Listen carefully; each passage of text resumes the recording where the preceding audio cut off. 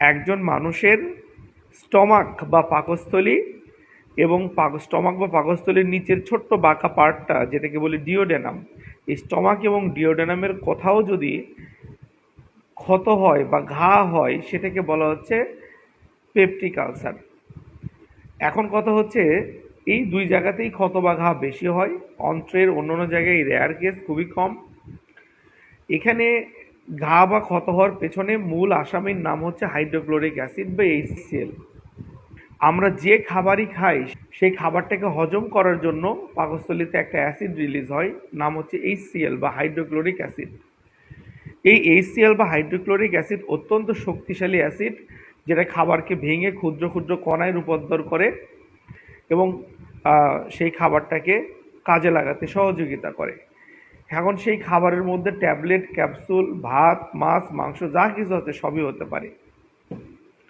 এই অ্যাসিডটা অত্যন্ত উপকারী, কার্যকরী আমাদের শরীরের জন্য। বাট যখন এই অ্যাসিডটা অযাচিতভাবে, অনাকাঙ্ক্ষিতভাবে বেশি বেশি রিলিজ হচ্ছে, সেটা কোনো অসুখের কারণে হোক, কোনো ব্যাকটেরিয়াল ইনফেকশনের কারণে হোক, খাওয়া দাওয়ার অনিয়মের কারণে হোক, যে কোনো কারণেই হোক না কেন, যখন পাকস্থলীতে বেশি অ্যাসিড রিলিজ হয়, এক্সেস অ্যাসিডটা আমাদের পাকস্থলীর ওয়ালকে, পাকস্থলীর ভিতরের লেয়ারটাকে বার্ন করতে থাকে, পোড়াতে থাকে।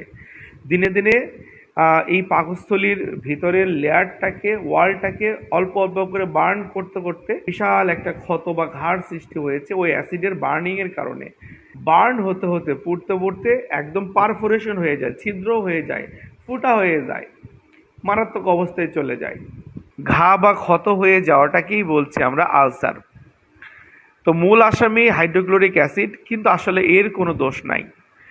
দোষটা হচ্ছে বেশিরভাগ ক্ষেত্রে মানুষের আলসারের জন্য দায়ী একটা ব্যাকটেরিয়া, নাম হচ্ছে H. পাইলোরি বা হেলিকোব্যাক্টার পাইলোরি ব্যাকটেরিয়া। অত্যন্ত শক্তিশালী একটা ব্যাকটেরিয়া। পাকস্থলীর এটা খাবারের মাধ্যমে আমাদের শরীরে প্রবেশ করে, পাকস্থলীর নিচের পার্ট ডিওডেনাম, ওই চিপার মধ্যে যেও বংশ বিস্তার করে।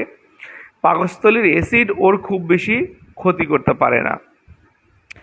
এই ব্যাকটেরিয়া মাল্টিপ্লাই করে কোটি কোটি হয়ে যায়। এই ব্যাকটেরিয়াল ইনফেকশন থেকে আমাদের পাকস্থলী বা ডিওডেনামে এক্সেস অ্যাসিড রিলিজ হয়। এই হাইপার অ্যাসিডিটির কারণেই ডে বাই ডে মানুষের আলসার হয়ে যাচ্ছে। আবার মানুষের লাইফস্টাইলের কারণেও আলসার হয়। যেমন ধরেন, আপনার খাওয়া দাওয়ার কোনো টাইমিং নাই, প্রতিদিন দুপুর দুটোই খান, ইদানিং এত বেশি কর্মব্যস্ত দুটোর জায়গায় 5টাই খাচ্ছেন, কোনো দিন 4টাই খাচ্ছেন, কোনো দিন 3টাই খাচ্ছেন। এই যে বেশি বেশি যখন অনিয়ম হবে, ধরেন প্রতিদিন দুপুর দুটোই খাবার খান, 2 বাজার 20 মিনিট আগে থেকেই পাকস্থলীতে বিভিন্ন রকম অ্যাসিড, পেপসিন, এনজাইমগুলো চলে আসবে, অ্যাসিডগুলো অল্প অল্প করে আসা শুরু হবে যে এখন খাবার আসবে, আমাদের কাজ করতে হবে। তো যখন দেখা যাচ্ছে আমরা খাবার খাচ্ছি না লং টাইম, যে অ্যাসিডটা আসলো খাবার হজমের জন্য কিন্তু খাবার খাচ্ছেন না, ওই অ্যাসিডটা পাকস্থলীতে ঘোরাফেরা করতে করতে আস্তে আস্তে পাকস্থলীর ভিতরের লেয়ারটাকে বার্ন করতে করতে, পোড়াতে পোড়াতে আলসার নামক প্রবলেমটা তৈরি হচ্ছে।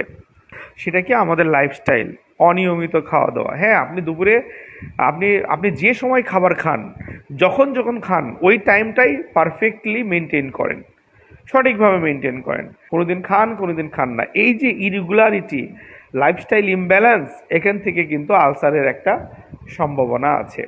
যারা ধূমপান করেন তাদের আলসার হওয়ার চান্স আছে। যারা কারণে অকারণে বিভিন্ন রকম পেইন কিলার বা ব্যথার ঔষধ খান, বা ওই যে স্টেরয়েড জাতীয় ঔষধ খান, ডেক্সামেথাসন, প্রেডনিসোলন, এগুলো খেলেও কিন্তু পাকস্থলীতে আলসার হওয়ার সমূহ সম্ভাবনা আছে। গ্যাস্ট্রিক আলসার বা পাকস্থলীতে আলসারের লক্ষণ কি দেখেন?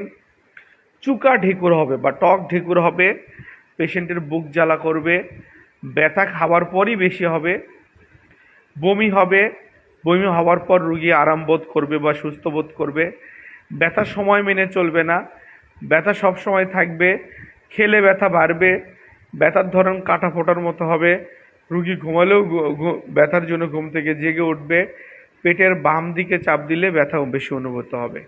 এই যে ইস্যু আছে, যার মধ্যে বেশি ইম্পর্টেন্ট হচ্ছে এই যে খাওয়ার পর ব্যথা হওয়া, বমি হওয়া। এই দুটো জিনিস মনে রাখবেন। টক ঢেকুর হওয়া, বুক জ্বালা পোড়া করা, এটা কমন, এটা তো থাকবেই।